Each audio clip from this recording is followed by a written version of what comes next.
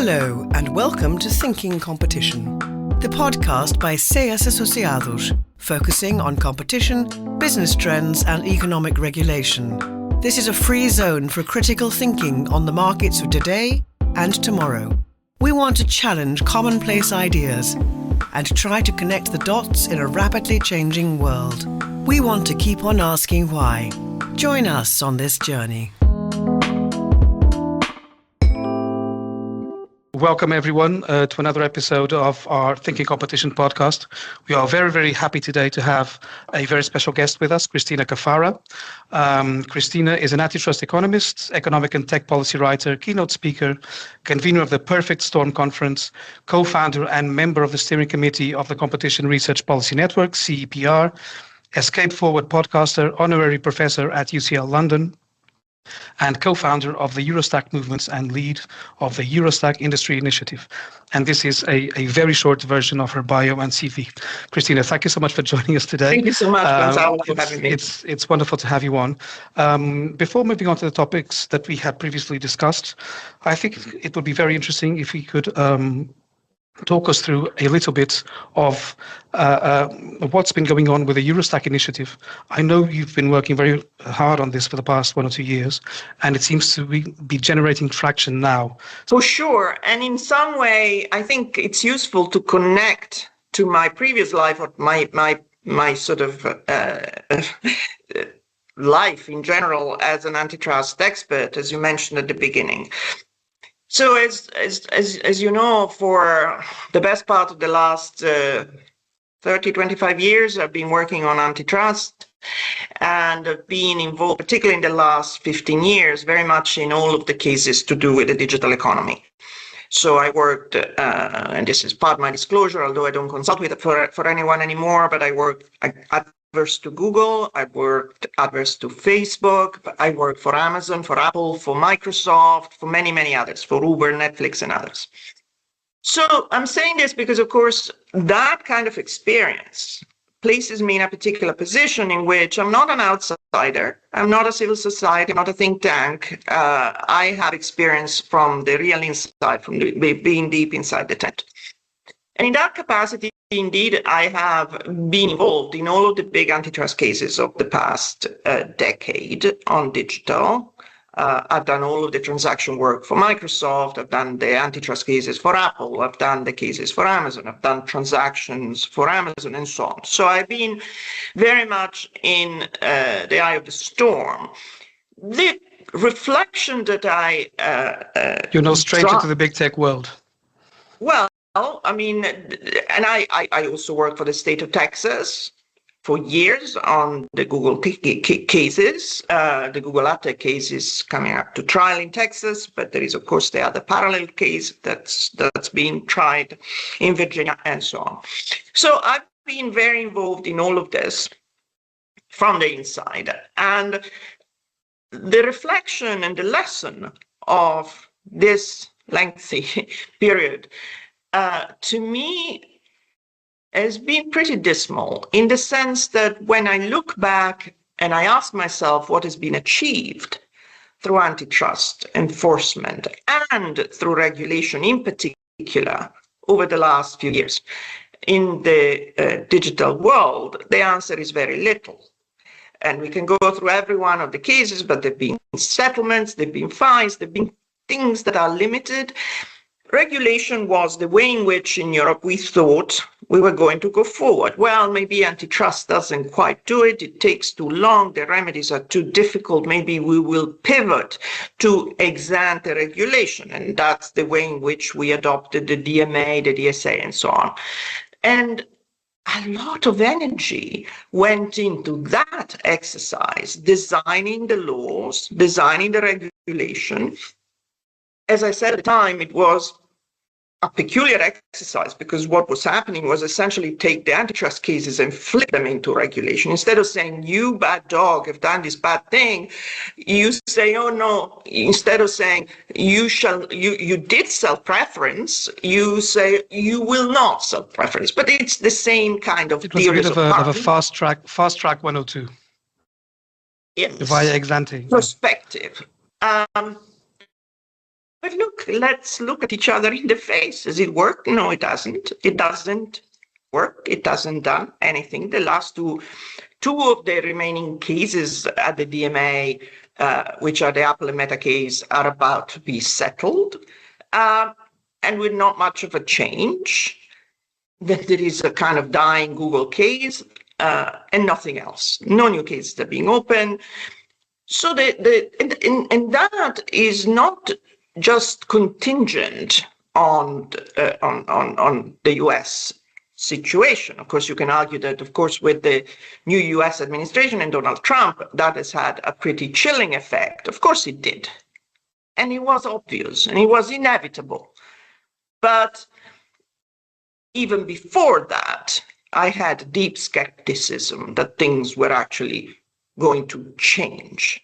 So EuroStack, to go to the beginning, this is a lengthy introduction, to say comes out of the realization that in Europe we wasted, and I use the word advisedly, we wasted a lot of time and energy and calories in this incantation that somehow we are going to regulate. And then what? Magical thinking. Because the idea of nebulous as it was, well, if you regulate them, then there will be entry, there will be a market, there will be competition. The reality is that we haven't regulated in any effective way, and there has been no reduction of barriers to entry and all of that. So the enforcement itself has failed. But even more than that, even if we had tried more seriously to do it, how was that going to give us an industry?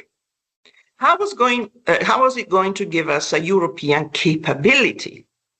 The analogy I like to give is there is a novel in the English language I like very much when I moved to the UK, a novel written in the 1950s by Mervyn Peake, a trilogy called Gormenghast. Gormenghast is the story of this imaginary castle in some imaginary land with a lordship and a ladyship with an eccentric court. And at the bottom of the castle, there is a whole world of peasants. They're known as the wood carvers. And the wood carvers constantly scratch at the door of the castle and say, let us in, let us in, let us come in. And his lordship looks down from the ramparts and says, who are you? Who are you? Oh, you want to come in? Well, maybe we'll give you something at the bottom floor, ground floor only, don't move the furniture. So this is the castle. This is Gormenghast Castle. Yep. So you can scratch and say, I want an extra up stores. I want 2 up stores. I want 3 up stores. Okay, but Apple owns the castle. It's not going to change the fact that Apple owns the castle.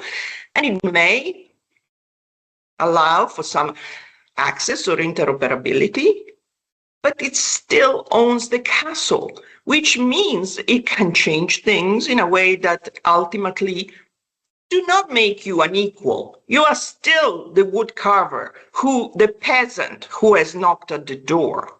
You don't have another castle. You're not building another castle. You're still a subject.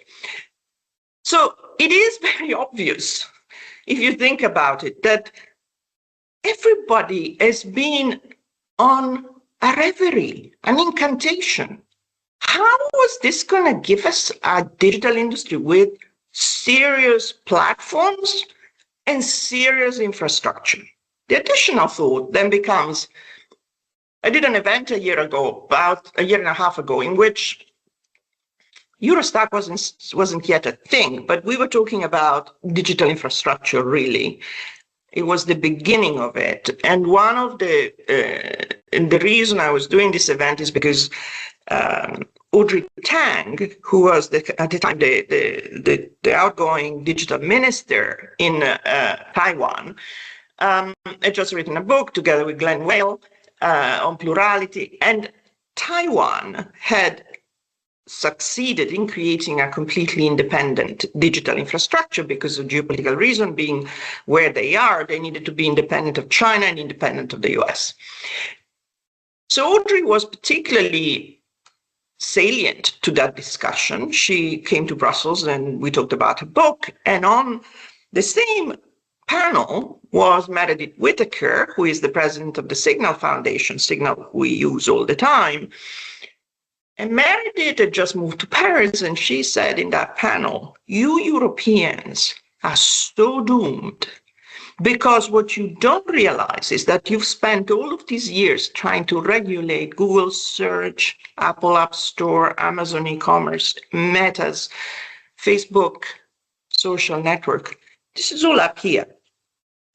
What you don't realize is that there is a huge infrastructure going into the ground, which is compute, which is connectivity, which is data center, which is cables, which is everything else. And you don't own it. All the tangible backbone, yeah. All the tangible and intangible, because we're talking also infrastructure is software. Software is infrastructure. Yeah, compute as well, yeah. So everything on which this entire digital world rests is not owned by European. And her plea, and this was May 2024, was before Trump. She was saying, if Trump gets elected, and I think he will, she said it already in 2024, you're screwed because you're nothing in your own home. And that was, again, a moment of really deep reflection for me. Because on the one hand, you have this kind of myth that digital regulation and antitrust can do something. And on the other, you have this realization that, in fact, what matters in infrastructure is stuff we don't own, and we can be turned off, and we are totally dependent. In comes Mario Draghi in September 2024 with his first report, with his big report, in which he talks about competitiveness, in which he says there is an enormous gap which is grown between productivity growth in the US and in Europe. And the key explanatory factor in that is the differential growth in digital diffusion. Okay, Europe is lagging behind by a long mile. Put together all of these things, it's clear that regulating the App Store is a waste of time. I mean, other than for Mr. Sweeney at Epic, Mr. Eck at Spotify, who want a bigger share of the pie, by all means, be my guest, fight with Google on the share of the pie, but it's not competition, it's distribution of rents. But it's not something we should be spending energies on. What we should be spending energies on is, oh shit, how is Europe doing? Regardless of the tech monopoly. So the discourse has developed in this direction. Anti-monopoly, the monopolists, fine. You know, I've been there. I was on the steps of the Supreme Court with the state AGs in 2019, rejoicing that the state AGs were moving antitrust in the US. I was there, and I was there for 6 months explaining how they could construct a case on Google search and on Google Ad Tech. So this was incredibly salient. That said, this was 2019. In 2025, is, as a European, the biggest thing that worries me Google search, Google Ad Tech, Apple App Stores? Emphatically no. And for two reasons. One, because in any case, we are not doing anything about it. Even if we tried, even if we wanted to, it's over, it's dead, it's got the belly on the floor. But even if we had no Trump and things were going better in the transatlantic relationship, is the future of Europe in any way dependent on what we do on digital antitrust and regulation? Emphatically not. We are, and the return of Mario Draghi this September to the parliament a year later has made it very clear. In an incredibly precarious position, things have gone worse, not better. We are now in a world in which the US has turned completely. The US is not going to support us. In fact, the US, the American current administration, despises Europe. They consider Europeans are free riders who have been having it too easy for far too long in defense, in commerce, in various trade. Ways. And they're not going to do that anymore. So the US turns away, and we're being killed by China. Look at month-on-month industrial production in Germany in August, -4%, the biggest fall ever in industrial production in Germany. The car industry in Germany is in serious trouble. And if it is the car industry in Germany that's in serious trouble, a whole host of European countries that depend on that engine of growth is also in trouble. So who cares at this point about Google Ad Tech in Europe? Which is why when the European Commission made that total fudge of a decision early September, which first they decided they weren't going to announce a decision. Then they spent a week triangulating between the White House, Google, and the Commission, eventually came out with a fudge in which they said, okay, we fine you 1 day of revenue, and then we give Google 60 days to come up with a remedy. Like, we couldn't think of anything. And everybody went, oh, well, wow, the Commission is still enforcing. The Commission has still put a fine out there. What did President Trump say? President Trump issued a communique that day, which is in fact a posting on Truth Social, which he said, well, yet again, these Europeans have just fined one of our beautiful companies. We're now going to open a 301 investigation and blah. That was a clear confirmation this was a fudge, because 301 investigation is a lengthy formal process which gives you the measure. President Trump was saying, you're on notice, don't fuck around because you'll find out. So far, we'll let you play, you Europeans. We'll let you keep your face. You can announce a fine of 3 billion. It is a day and a half of Google's revenues. And by the way, in case anyone on this is confused, when a fine is issued, it doesn't mean anyone writes a check. They have to write a bank guarantee. Which sits there for the next 10 years until, Makis Komnenos goes to the general court and then the other court. I mean, it doesn't do anything. So the fact that there is still an audience of people, we can talk about it more broadly in a moment about, the whole antitrust landscape, but EuroStack, again, going back to that question, comes out of this realization that none of this regulation and enforcement is going to matter. It matters even less now. It couldn't do anything in the first place. With a Trump administration, it does have even less. But hear me out. It couldn't, even independent of President Trump. I had a view that antitrust and certainly regulation, I wrote about regulation, I wrote an article about what are we regulating for in 2020, not in 23, 24, in 2020, because I was skeptical it was going to do anything. So EuroStack is a way of saying, can we please build something which is actually building, not relying on this mechanism which says, oh, maybe if we enforce something, maybe industries will grow. Every single one of the EuroStack supporting companies who used to support digital regulation have come to me and said, we're not going to be taken for a ride again. We've been taken for a ride by our lawyers, who told us, we'll take you to Brussels and we'll put in a complaint to the Commission about Google or Apple or Meta or whatever, and then you will see the world will change. And they said, we spend money, we hired lawyers, we hired economists, nothing happened. We've been fooled. Yeah, you've been fooled. Yeah, absolutely. So you were better off investing in your own product and doing your thing, trying to find customers and trying to build independently, than living in this dream that you can be the peasants at the bottom of the castle and the lordship will give you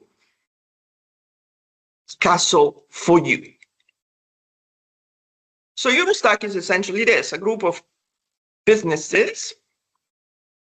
I keep offending people, but I don't care, saying that it is, there is a part of EuroStack, which is what I call the squirrels. Why the squirrels? Because squirrels run around and do nothing. They seem to be busy, but they don't achieve anything. So all of civil society think tanks, yeah, go ahead, my friend, my brother, talk about our values, our European values. The Americans are fascists, they're descending into fascism, and we have democracy. Boring. This is not going to move the dial. The only thing that moves the dial is if companies start getting their act together and try and move the landscape. It's not completely easy, but I think it is now accepted that regulation and antitrust won't do it. What I'm also fighting for is a vision that Brussels can't do it either. Because one of the diseases of Europe, and even of European businesses, is that it's always somebody else's fault. So you don't have a cloud business that's worth a dime. The fault is either the hyperscaler or the customers who don't understand us. It's like my wife doesn't understand me. No, maybe you suck. That's the reality. And three, it's the fault of the Commission. The Commission must do X. What must the Commission do? The Commission must do a plan and ideally throw money around. Yeah. Nobody. The Commission, which is a body of bureaucrats, cannot map out the digital industry for the next 30 years from a desk in Brussels. And it shouldn't. So much so that what we see happening now are these gigafactory idea, 20 billion on gigafactories. Who cares? They're going to be filled with NVIDIA chips and Microsoft servers. So this is the Commission's idea of doing something. We know it isn't to the benefit, particularly of Europe, and it won't work and it will fail and it will fall flat on its face. So where do we go from here? To me, the only answer is, please accept that antitrust and regulation have failed. It's the only way to move forward. And only once you accept that something has failed, then you need a different set of tools, then you might be able to think of something else. Two, build, but the build roadmap cannot come from DG Connect. It needs to come from industry, because DG Connect is completely incapable of designing an industrial roadmap. No. So, we are in a different geoeconomics now. And, we can go ahead. Yeah, sorry to interrupt. There's a very interesting quote. I'm not sure if it's Lenin, perhaps it's Lenin, that I've heard recently. That there's decades when nothing happens, and then there's weeks when decades happen. And I think we are definitely in the second half of this, because the world keeps getting turned on its head every 2 weeks. But the point you're making, Cristina, about the Commission and policy design and waiting for some kind of paper really brings us into what I had thought of as the first question for you, which has to do with policy making precisely. And with the way that we in Europe have become accustomed to waiting for some white paper or some regulation before anyone moves. In the January of this year, the Commission published the Competitiveness Compass, which had as its specific goals, and I'm quoting, to reignite economic dynamism and to safeguard the EU's future as an economic powerhouse, investment destination, and manufacturing center. At the time, it struck me like a bureaucrat's dream, and one more example of the Commission meeting reality with paper, with lots of paper. I mean, in this competitiveness compass, we count 10 new acts, 10 new strategies, 6 plans or action plans, and they were all scheduled for 2025.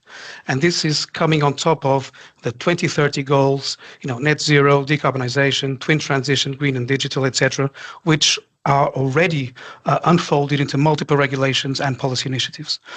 And what this got me thinking is that, in fact, we now have a world in Europe where regulation precedes investment, and kind of the definition of policy goals precedes capital allocation decisions by the markets, by companies, by investors. And what this got me thinking, and I was feeling something like this already a few years back with 5G, where I felt that there was a policy push for telco operators in Europe to move forward into 5G, when perhaps some of them would have preferred to wait because it was a challenging business case involving huge investment. And the question that this brings up in my mind is the EU becoming a central planning economy? Are we there already? Because it seems that centralized policy making, almost mandating directions for private investment, keeps expanding. Does this make any sense? I don't really see it that way, because centralized planning is what happens in China, and it works. I'm not against it in principle. That's the best way to answer this. So unfortunately, no. No, but I mean, the Chinese have done spectacularly well with their 2025 plan, which has delivered in spades. They actually say we're going to do X, and they're going to do X, and their capabilities are multiplied. The China miracle is extraordinary. So if that's central planning and it works, it's got a lot of other kind of downsides, but sure, I'm all for it. The question is that we are not in that world. The Commission is incapable of actually mandating any effective strategy. What is unfolding out of Brussels is a constant circus of white paper comments, and yet more consultation and comments to the consultation and replies to the consultation, which incidentally enriches everybody of the 40,000 lobbyists in Brussels and the bigger group of lawyers and economists there, because of course you're paid by clients to write a reply to the consultation and so on, and then some poor soul has got to read all of these replies. So the Americans are right. At my conference in January, Julius Krein, who is a real intellectual and a thinker from the right, shocked the audience, because I did ask him, and this was on the 30th of January, 10 days after the inauguration. I said, Julius, what do you think will be the attitude of this administration to Europe? And he said, we don't care for Europe. Honestly, we don't. We will never come to Brussels. We think Brussels is irrelevant. We may go to Paris or Berlin, but that's about it. And that is absolutely true. It's absolutely true. Look at the way in which the Commission is, it can spin around. It can spin around. But Mario Draghi says, I did my report a year ago, and there's been made 180 recommendations, only 10 have been adopted. Yeah, they can do a competitiveness report. What does it mean? With a compass on the front. Great, fab. What an image. But what does it mean? So I think that we should, in many ways, stop waiting for Godot, waiting for somehow the governments, the Commission, to generate some sort of miracle plan. It isn't going to happen. And it certainly isn't going to happen through any form of antitrust or regulation. We should take that and put it in the failed box. What is left then Look at what's happening in the United States. I don't belong for a moment to the school of those who think, oh my God, fascism, oh my God. I spent half my time in the US. I have a ranch in Texas. I feel none of that. What the current administration has been effective in doing, and it must be absolutely given to them, is broaden the set of tools in ways that many consider concerning, but we are really at a very different pivotal point. If I take a step back and I look at the Biden administration, what was the core of the Biden administration, and the reason it was so evocative and inspiring for many, is that the key value that was essentially extracted from the past and dusted down was anti-monopoly, not antitrust, anti-monopoly, a vision, a value that came from the 1920s, 1930s, Sherman Act and before. And what the Biden regulators did, the Tim Wu and Cantor and Khan and Chopra, was very much adopt that anti-monopoly lens through which they were seeing the world. And so there was a coherent anti-monopoly lens that was pervasive across trade. The trade ambassador was talking about anti-monopoly, and there was agriculture, and there was transport, and of course, antitrust enforcement. That was inspiring because it was the end of neoliberalism. It was a sense that a post-neoliberal view could radiate out of the United States and propagate across the world. And maybe I had a conference in 2024 called the New World Order. Maybe that was going to be the New World Order, right? This end of neoliberalism, this more anti-monopoly lens, and so on. And that's come to an abrupt end because we had a change in regime and we don't have continuity. For all of the talk, and I was certainly one of those who at the beginning was thinking maybe about America First populism, we are in a different paradigm. Antitrust will continue to just be enforced in a minimalist way. In the US, frankly, they talk about a scalpel, not a sledgehammer. What it means is just we're going to narrow it. I think merger enforcement is almost over, and it will be focused on a few sort of key areas: rent, food prices, pharma, health. That's it. So it's going to be areas that people feel more directly in their pocketbooks. And it will remain populist in that dimension, but it will be a retreat of the expansionist view of antitrust. But what the administration is doing in a way that is masterful, and we Europeans have not even begun to understand it, is wielding a bigger set of tools across the space. Look at the battle over the Fed. The battle over the Fed is super important. It is a battle that involves the financial world and the control over the finance. Well, look at the way in which trade has been appended with these tariffs. By the way, miraculous, we haven't seen. I mean, there was this fear the world was going to end. We're going to see massive inflation. We're going to see massive recession. None of it has happened in 6 months. That's quite a feat. There is the control that is now being wielded absolutely mercilessly over the traditional media and Hollywood, with the creation of a new Murdoch family that creates control over key assets, Paramount and so on. So the tools of government are no longer to do with anti-monopoly. Nobody cares. And indeed, the relationship with the big tech company has changed dramatically because they are no longer the target. But mind you, they are not friends either. There is a love-hate relationship. The administration keeps dangling the sword. Well, you just do what we tell you, or else we can still pursue you. So it's not completely in the lap of, anyone is deluded if they think that this administration is entirely controlled by the tech platforms. It's bilateral kind of control. So you see all of these other tools, as I say, the Fed, Hollywood, traditional media. Look at all the deals which have had to do. Look at the way in which the Federal Communication Commission has basically wielded power in the case of the comedian and then rolled back. Yep. But it put the networks in the US, the traditional media, so the CBS of this world, on notice that you serve at the pleasure of the president, we can still withdraw your license.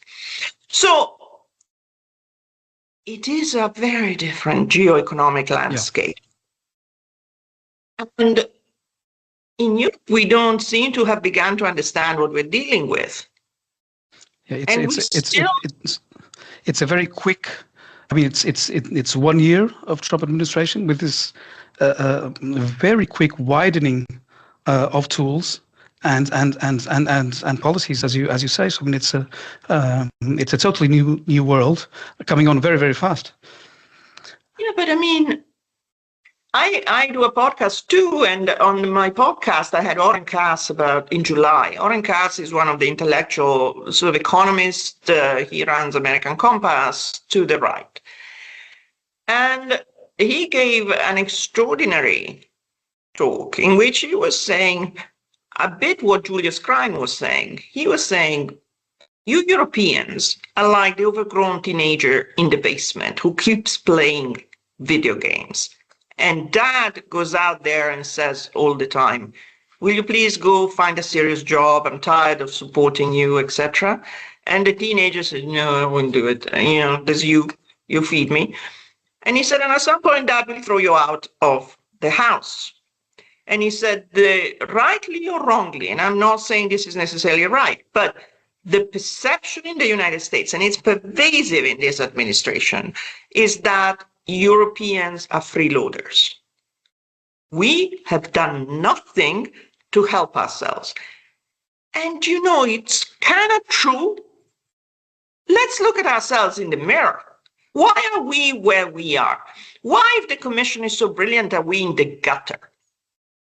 Because we haven't done anything, and that, of course, has got historic reasons. We have the fragmentation of Europe, which doesn't help. We have the dysfunctional, dystopian sort of way of thinking in which the Germans won't do anything that favors the French and vice versa, and that remains the fundamental issue at the core of Europe. But we are in a world in which you're kind of thinking, my God, we need to do something about defense. Where are the chips? Who has got the chips? Oh, gee, we don't have any defense-capable chips. Who is investing on that? Well, who knows? Maybe there's going to be a CHIPS Act too. Maybe the German government. Maybe the Chinese. The SMC will invest in Europe and do chips. Maybe Intel. Who knows? Maybe the U.S. government through the Intel quota. I mean, what are we doing? Where are we? And so this is where I find it extraordinary, as someone who has spent all this time in the competition world, that the competition world, the antitrust world, is so oblivious to all of this. There is you talk to them about, do you know what the second China shock is? Have you heard of the second China shock? No. Are you serious? You are in an antitrust agency, you don't know that the Chinese are killing us with a second wave of goods, except the first wave was just crap that we didn't care about. It was washing machines and tumble dryers 15 years ago. Now it is cars and batteries and green technology that we are getting displaced for. And now belatedly, all of a sudden, because Sander Tordoir and others have actually agitated, eventually looks like, maybe Germany is going to adopt subsidies for buying European. Hallelujah. For buying European cars. When I talk about buy European in tech, do you know the reality of it? The reality is that in America, buy American is the default. In China, of course, you can only buy Chinese, and then there is buy Japanese, buy Korean. In Europe, the default is buy everywhere. Why? There is a historic reason, because yes, at the beginning of time, we wanted to avoid that the French only buy from France and the Germans only buy from Germany, so there is a bit of a European market. However, you wanted to dilute protectionism from member states. Yes, but now this buy from everywhere default is being used by non-European companies to argue that if we adopt a buy European rule, we are discriminating against them. Imagine the madness of Europe. And we are still there debating with whether we can change the directive and include a buy European clause, because that might be attracting lawyers arguing for Microsoft or Apple or whomever that this is discrimination against them. I mean, this is how suicidal Europe is. Our procurement rules are absolutely crazy, but that's where we are. So when you say this to Americans, they just shake their head and say, you're useless, frankly. What is there? What else is there to say? Imagine a world in which in America, one morning, the radio said, fellow Americans, we have established that 90% of our digital infrastructure is owned by Europeans. What would the Americans say? Would they say, oh, let's do the DMA then? Unlikely. Would they roll into the White House and say, Mr. President, what the hell is happening? Let's roll, let's build, let's do. That's the difference. And so I think this is the position we're in as Europeans. We can't blame the Americans and the customers and the government, because they're useless. Huh? So either industry wakes up and does its own thing.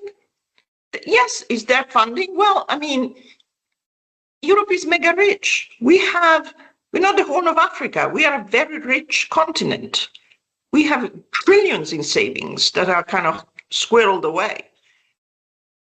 The issue is capital allocation. All of this capital gets moved to the US. But I'm beginning to see through EuroStack a number of family offices and VCs saying, oh, this EuroStack idea is interesting. We are interested in maybe creating a fund of funds, creating some funding for European operators, because who is going to do it? I mean, companies and European funds need to unlock private capital in some way. But, of course, it's not just about, I don't think it's only about, chips is a particular world, but when it comes to data centers and the like, I talk to people who are building data centers, Europeans, and they're saying, listen, I find the money. I don't have a problem funding the building of a data center. The only issue I have when I build a data center is who my customer is going to be. Am I going to actually be able to sell that capacity to European customers? Or should I just think that I am only going to have Microsoft as a tenant? And that is the predicament we're in. Unless we start buying European at the level of governments and then companies start buying European. It's beginning to happen. I've got a number of inquiries from big European industrial complexes saying, we are worried about dependencies and resilience, and we want to move things into a European cloud. Can EuroStack help us find alternatives? And that is how it should be. I'm not a sales agent. I am not paid, and I don't make a penny out of any of this. But I believe that antitrust and regulation have failed. There is no coming back. Look, I did a piece like a couple of weeks ago on antitrust and regulation, a small ball. And that's an American expression coming from baseball. You know who those words came out of? Lina Khan. I saw Lina in New York in August, and Lina was like, antitrust is such small ball, Cristina. We're moving the dial so slowly and marginally. And that's why I use those words. Because it's not, what I'm saying is not crazy. What I'm saying is real. Of course, there is a universe, lawyers, economists, officials, who have to protect their own livelihood. That's fine. But you see, I'm in the fortunate position that I don't care. I'm not paid by anyone. I don't need to earn money. And so I'm cool. Of course, I can say absolutely you've what I reached the think. point of absolute freedom, which I is reached wonderful. the point of absolute freedom. Yes. Which is fantastic. I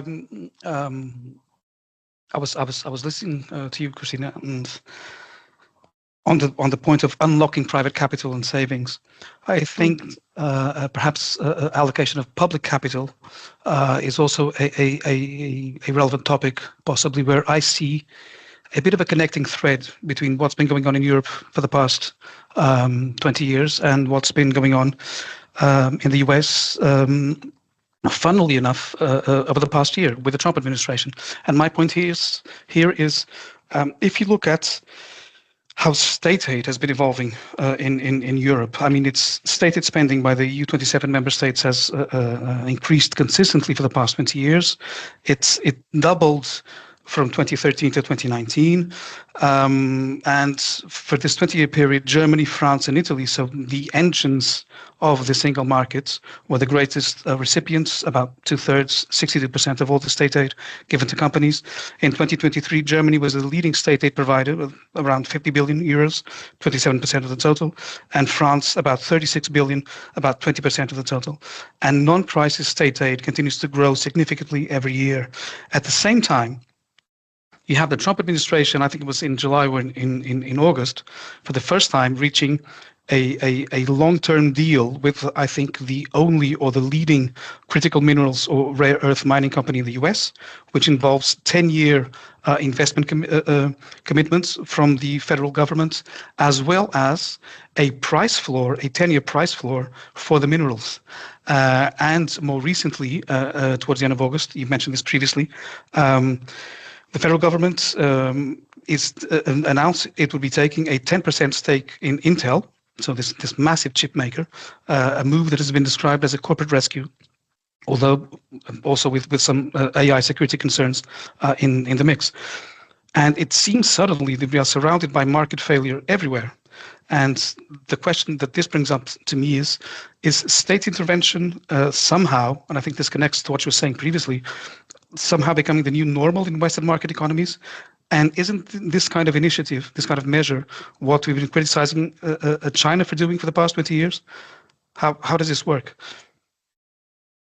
Well, I mean, we all know that state aid is a shit show, right? It's completely corrupt, and it doesn't do anything. I mean, it is an exercise in France and Germany confirming funding to their national champions. You know, what else is it?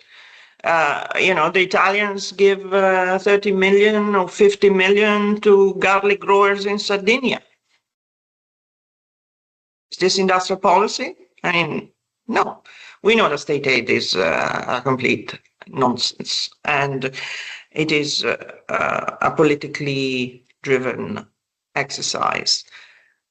So I just don't get out of bed for state aid. Other than it is an enormous misallocation of European resources. As I said, if there was somebody smart who had the ability to create a real executable plan to build up Europe from the center, fine, and allocating funds to it, fine. I don't have a problem with that. China, fine with me. The thing we don't like about China is that it's a dictatorship. You don't have freedom of speech, whatever. This is other values.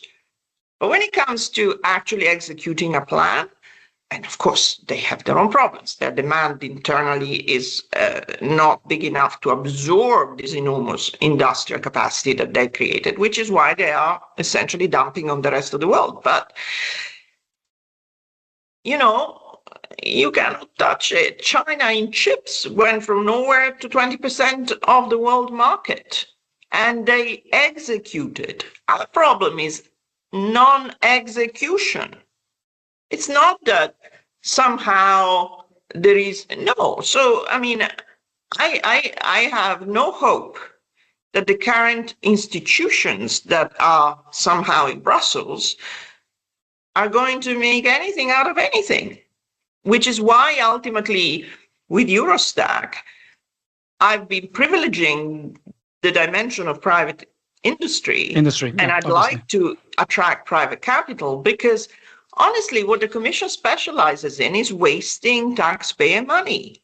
20 billion for these gigafactories, who cares? No one in industry wants them. What the Commission does is giving money for meetings. So hundreds of millions to this IPSE, these other IPSE, so they can all go to Barcelona, take selfies and put them on LinkedIn. This is the reality of what it does. So, you know, I'm not offended by public funding per se, but it's just that it's wasted. And at the moment... But isn't it interesting to see the way that the Trump federal government is making these moves? I mean, buying 10% of Intel, it's a rescue. This is another dimension. This is another dimension in which the US administration has actually jumped the shark in very many ways. As I say, the Fed, the media, cinema. Another dimension is trade, but another one is national champions. So there was this anathema view, industrial policy is fine as long as you don't create national champions. Screw that. The current administration is saying, no. We Nippon Steel, Intel, TikTok, which we'll give to our buddies over here, national champions are fine. And again, honestly, I do not object to that because, and I'm talking as a competition economist, somebody who has been at the coal face for 30 years, I don't see, and I've never actually seen this hysteria against national champion as particularly compelling. So, okay, we don't want to create national champions. Why? Because they are not bound by competition. Fine. I mean, competition is a good thing, but competition per se, I don't know. To me, the only thing that matters ultimately is whether we can create a form of equitable growth for the economy. Competition per se is not a real value. There is an expectation that if you create a competitive market, if the market is preserved as being competitive, that will lead you to grow. Deliver better outcomes. Yeah. Maybe with the wind behind, but I mean, I'm much more interested in what do we do to facilitate ultimately investment and growth, which is the only thing. Then, of course, there is inequality, there is the distribution question. These are all important questions, but just competition. This is the way in which the European antitrust world has become irrelevant. 3 years ago at my event, Olivier Guessant said, oh, Cristina, you know, antitrust is a side dish. And I was like, my God, side dish? Look at what Lena's doing. Look what Jonathan do. Look at this all of government approach. Look at anti-monopoly threaded through every single dimension of the US government. It's not a side dish. The vision that anti-monopoly is not a side dish should be important. No, what we've done is in Europe has been actually fulfill the prophecy. Antitrust is a side dish. No one cares anymore. In digital, we know it's dead. But even everything else, what are we enforcing against? What are we doing in competition? Mario Draghi said, by all means, continue to enforce, but I'm asking the question, what is the competition tool doing to favor the European mission? Very legitimate question, a question no one wants to answer. And when you ask that question, people just continue to say, blah, blah, blah, competition, blah, blah, blah, competition, competition, competition, competition. This is what you hear from the German Anti-Monopoly Commission, from every single regulator giving inane speeches in which they all say, I believe in competition. No shit, right? I want to see you saying you believe in monopoly. Of course, you believe in competition in an abstract sense. But the point is, what does it do? And how do we actually, sector by sector, favor growth? So Draghi has questioned, right, whether consolidation in telecoms would be preferable to the current policy, which is basically 4 legs bad, good, and 2 legs bad. This is the equivalent of what we have in Europe at the moment. 4 legs good, 2 legs bad. 4 companies good, when you go to 2, it's terrible. Yeah. Now, I've been involved in many of these deals in telecoms, and I know what they're like. The famous economic analysis is some sort of joke of agape, in which you figure out that if you massage the margins and the diversion ratio, you end up with a predicted price increase of 3.7, 0.4, 0.5, something completely non-plausible, which is completely non-robust. And yet we have dogma. We have dogma that if we have less than 4 MNOs in a country, we are facing disaster. In countries like Austria, where there is Vienna and the mountains, in countries like Ireland, where there is Dublin and the sheep, we need 4 MNOs. So Draghi says, is there any sense in which maybe we should reconsider this dogma? And everybody in the competition world goes, Draghi is a lobbyist for the telco companies. You see, he's always been close to Goldman Sachs. He's always been close to the big telco. Oh, he's a friend of Telecom Italia. I mean, crazy making, because the competition world has religion. And they don't want to consider that there might be a different world in which we can even ask the question, but wait a minute. Is this so clear? No. You are a bad monopoly friend if you are even questioning this. So, where have we got to? That antitrust is irrelevant. It's dead. In the UK, the government, which is desperate for growth, the Labour government has asked all the regulators at the end of last year, come in and tell me what you're going to do about growth. They even sacked the CMA chair in March, if I'm not mistaken. The CMA for chair not delivering said something on growth. About blah, blah, blah, competition, blah, blah, blah, this, blah, blah, blah, that. Off with his head, yeah. And he was coming. And they filled the CMA, the chair is Amazon, and they have all of this big tech, Microsoft, etc., in government, because at this point, the previous regime of Andrea Coscelli has gone up in smoke, because the view is it hasn't achieved anything. It has annoyed the city of London, which is or used to be quite powerful. And we now need to somehow just get into bed with the big companies, because who knows, maybe they'll sprinkle some crumbs over us. So the DMU is absolutely dead. So, I mean, you're a competition lawyer. We all have to hope that we are approaching the end of our lives without having to worry about this for too long. Because if I were a young competition lawyer, there are only two, or a competition economist, there are only two routes. Either I despair, or I just basically close my eyes and say, look, money is all that matters. Let's just make money, brother, and then retire early. We're looking for a third way. Okay. Actually, my final note to you would be: is there hope for competition practitioners? And hopefully there is. Well, I don't know. In future, just before talking to you, I was talking to someone who is in think tank civil society, and I mean, I think that they are a lot of noise and they are a waste of space, but a few are trying to think in 10 years, what can we rebuild?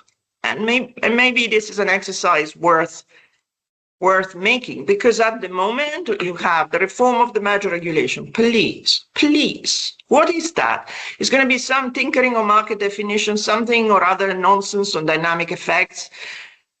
Look at the cases that are in front of us. The Commission spent months investigating Mars Kellanova, for crying out loud. That was the portfolio effect theory that I did at the beginning of my career. It was Guinness-Gramet, 1997. It was one of the first cases I ever did. And then it became GE Honeywell. But I mean, we are talking about whether bundling Oreo and Pringles is going to just have an effect of foreclosure. This is the nonsense going up one's backside of the competition world. But the economists will have made millions doing some bargaining model. I kid you not. Somebody will have done a bargaining model to show that if you bundle Oreo and Pringles, you don't foreclose. This is what I spent my life doing, and it is crazy. No other word. We need to reinvent the antitrust world. Thank you for talking to me. Cristina, thank you so much for coming on. It's been a pleasure. All the best. I hope to see you soon. Thank you very, very much. Thank you for having me. Thanks. Thank you. Join us again soon for the next episode of Thinking Competition.